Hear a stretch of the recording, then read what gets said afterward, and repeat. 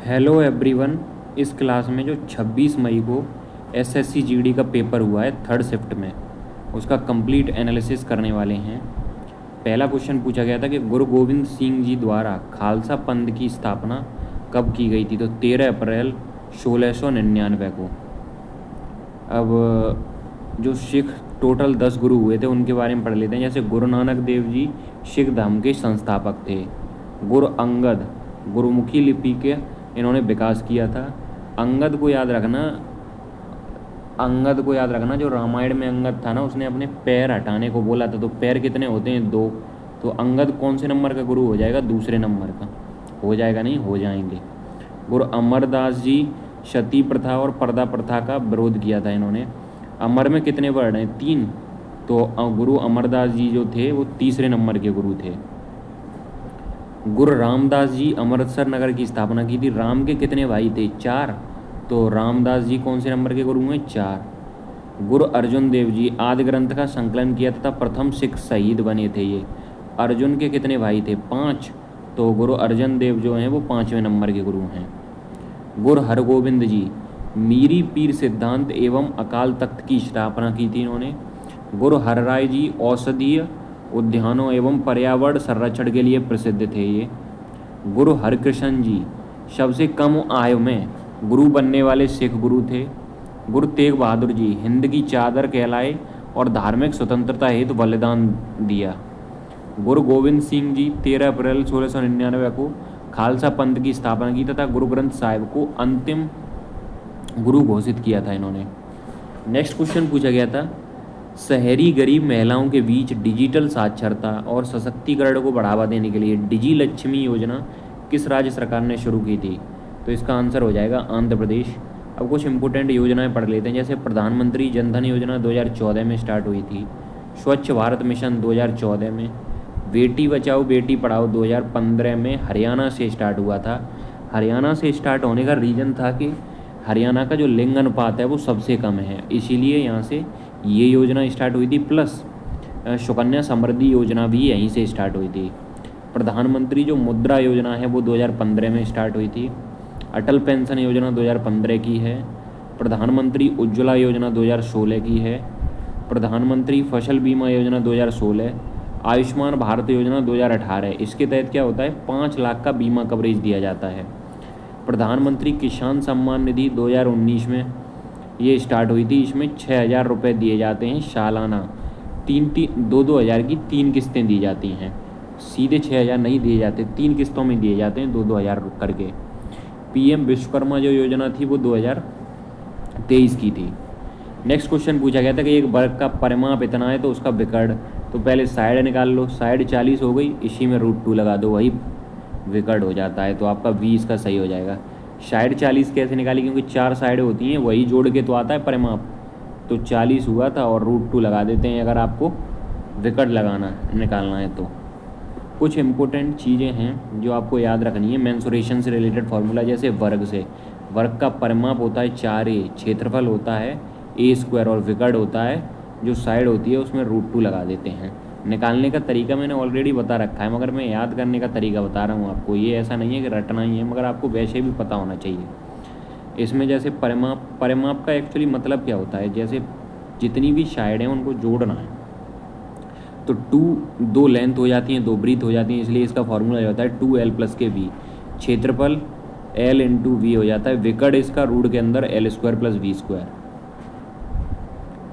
त्रिभुज का जो क्षेत्रफल होता है 1/2 आधार गुणा ऊंचाई होता है। परिमाप तीनों भुजाओं का योग।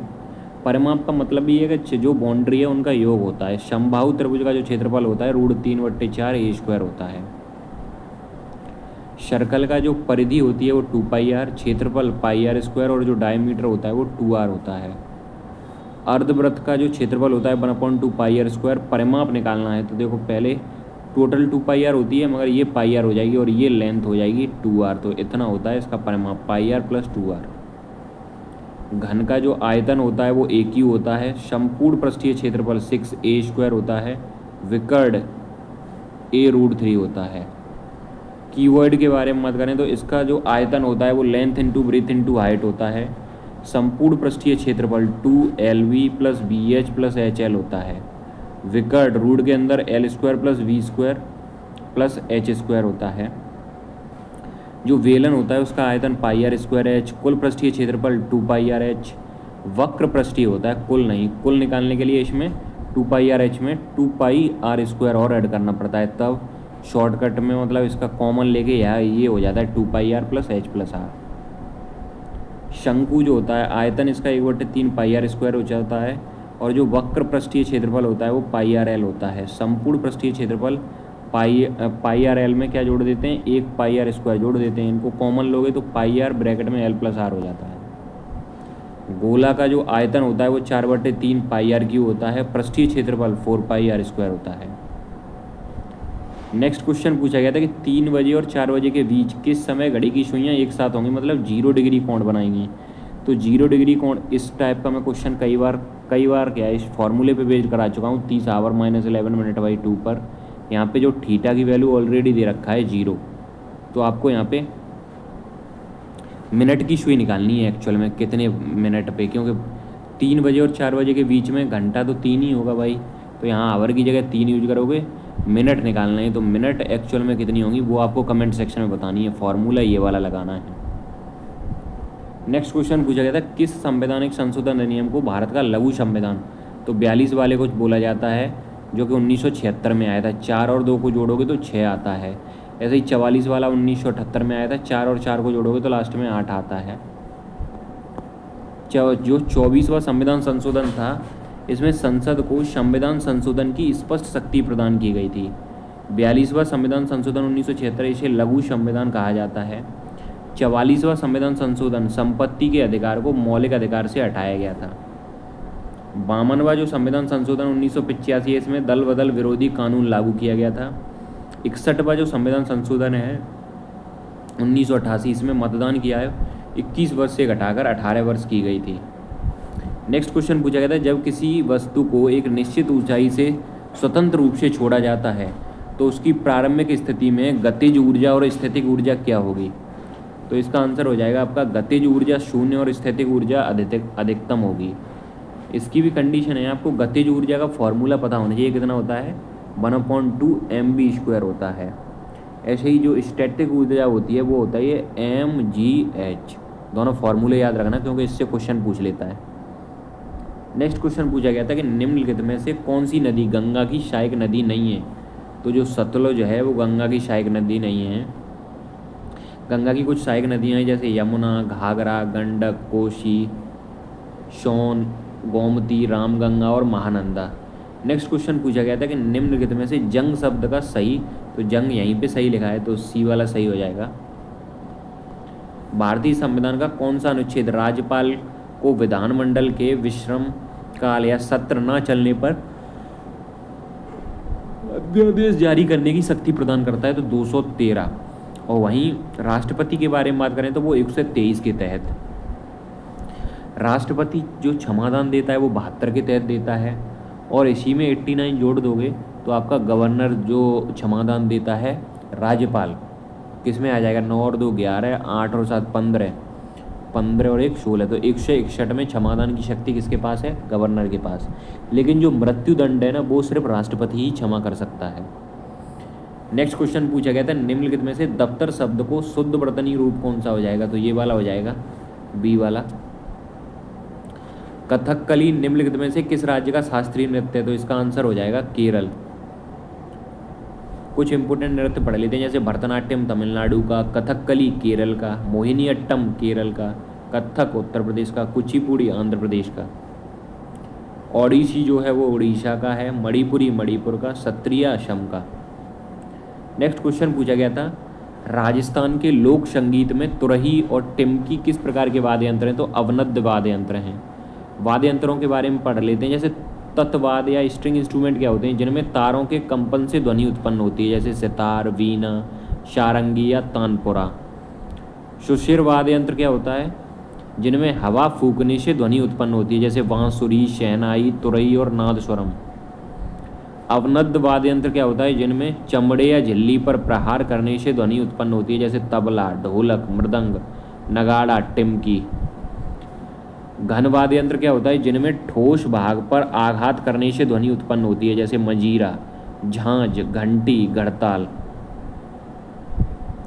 जब पुलिस सड़क पर चलते हुए वाहनों को रोककर उनके दस्तावेज और सुरक्षा की जांच करती है तो इस प्रक्रिया को क्या कहते हैं?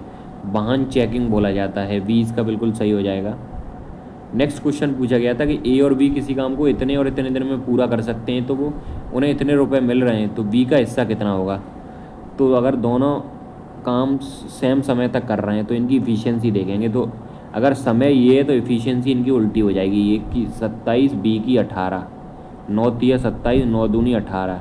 अगर टोटल 5 रुपये हैं तो 2 रुपये किसको मिलेंगे? बी को। मगर यहाँ पे हैं 3600 रुपये। 3600 में 5 का भाग दो, 2 का मल्टीप्लाई करो, 36 से ये 20 बार कट जाएगा, मतलब 4, 36 चौका 144। वी ये सही हो जाएगा आपका। ये वाला क्वेश्चन आपको कमेंट सेक्शन में बताना है। ऑप्शन से भी इसको ईजिली कर सकते हो। कितना जल्दी आपने किया ये टाइम भी बताना है इसका, क्योंकि ऑप्शन से करोगे तो बहुत जल्दी हो जाएगा। दो संख्याओं का एलसीएम और एचसीएफ इतना है, या दोनों संख्याओं का अंतर इतना है, तो दोनों संख्याएं क्या होगी? नेक्स्ट क्वेश्चन पूछा गया था कि 11 में पूर्णतः विभाजित संख्या कौन सी है? 11 में करने के लिए बस डायरेक्ट आंसर चेक कर रहे हैं। जैसे अल्टरनेट जोड़ते हैं, अगर अल्टरनेट जोड़ने पर 0 या फिर 11 का मल्टीप्लाई आता है तो वो 11 से कट जाती है। जैसे 4 में 0 जोड़ोगे, फिर 4 और 0, फिर 8, 12, 12 और 9, 21। अब जो ये वाले हैं 2 और 7, 9, 9 और 1, 10, तो 21 में से 10 गए, 11 बचे, मतलब ये 11 से डिविजिबल है। नेक्स्ट क्वेश्चन पूछा गया था कृष्णाटम नृत्य पारंपरिक रूप से निम्नलिखित में से किस भारतीय राज्य से संबंधित है? तो केरल हो जाएगा इसका आंसर। कथक जो है वो उत्तर प्रदेश से, भरतनाट्यम तमिलनाडु, कथकली केरल, कुचिपुड़ी आंध्र प्रदेश और ओडिसी उड़ीसा से। सीनियर जो महिला कबड्डी मैच की कुल अवधि कितनी होती है? 30 मिनट। 15-15 मिनट के 2 हाफ होते हैं। कबड्डी जो सीनियर पुरुष की होती है वो 40 मिनट की, 20-20 मिनट के 2 हाफ। कबड्डी जो सीनियर महिला की 30 मिनट की, 15-15 मिनट के 2 हाफ। फुटबॉल 90 मिनट की, 45-45 मिनट के 2 हाफ होते हैं। हॉकी 60 मिनट की, 15-15 मिनट के 4 क्वार्टर होते हैं। बास्केटबॉल 40 मिनट, 10-10 मिनट के 4 क्वार्टर होते हैं इसमें। अभियोजक शब्द का सही अर्थ क्या है? पीड़ित पक्ष की ओर से आरोप लगाने वाले सरकारी वकील, उसे बोला जाता है। भारत में कबड्डी को अन्य किन नामों से जाना जाता है? तो भाई इन तीनों नामों से जाना जाता है। नाम आप पढ़ लेना, अगर पढ़ सकते हो तो। देख के ही आपको प्रतीत हो रहा है, पढ़ने में दिक्कत तो होगी भाई इसे। उपयुक्त सभी इसका सही हो जाएगा। जब एक पत्थर एक कागज़ के टुकड़े को समान ऊंचाई से एक नीचे गिराया जाता है तो पत्थर तेजी से गिरता है जबकि कागज़ धीरे धीरे नीचे तक गिरता है। इसका मुख्य कारण क्या है? हवा का जो प्रतिरोध है वो पत्थर को तो नहीं रोक पाता, लगता है, मगर भारी चीज़ को नहीं रोक पाएगा, हल्की चीज़ को ज़्यादा रोक लेगा। 20 का सही हो जाएगा। टाइम ज़्यादा हो चुका है तो मुझे नींद भी आ रही है भाई, तभी ये। अपराधी पर कानूनी कार्रवाई जैसे गिरफ्तारी या जांच होने से पहले इनमें से सबसे पहले क्या होता है? एफआईआर, प्रथम सूचना रिपोर्ट। सी इसका सही हो जाएगा। ये आपकी 3rd शिफ्ट का कंप्लीट एनालिसिस हो गया है। 1st शिफ्ट बची है, वो मैं सुबह कराऊंगा 26 तारीख की। अगर इसकी पीडीएफ डाउनलोड करनी है तो डिस्क्रिप्शन में आपको टेलीग्राम का लिंक मिल जाएगा, वहाँ से जाके ईजिली डाउनलोड कर लेना।